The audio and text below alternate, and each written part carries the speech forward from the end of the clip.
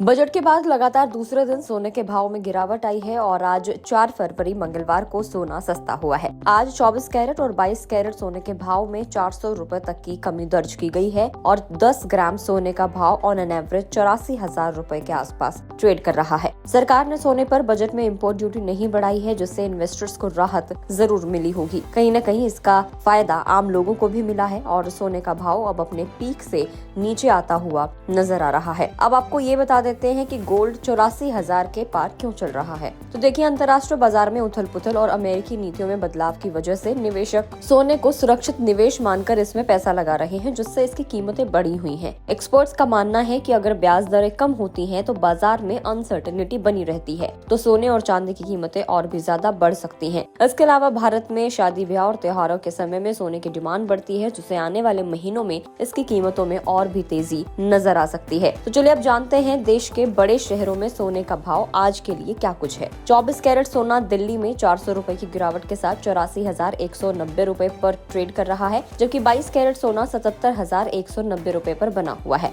इसके अलावा अगर मुंबई की बात करें तो मुंबई में 24 कैरेट सोने का दाम 84,040 और 22 कैरेट सोना 77,040 रुपए प्रति 10 ग्राम पर कारोबार कर रहा है। अगर हम लोग बात करें चेन्नई की तो 22 कैरेट 77,040 रुपए और 24 कैरेट 84,040 रुपए। यही सेम प्राइस आपको कोलकाता में भी देखने को मिलेगा। 22 कैरेट का आज का रिटेल भाव है 77,040 रुपए प्रति 10 ग्राम और 24 कैरेट का भाव है 84,040 रुपए प्रति 10 ग्राम।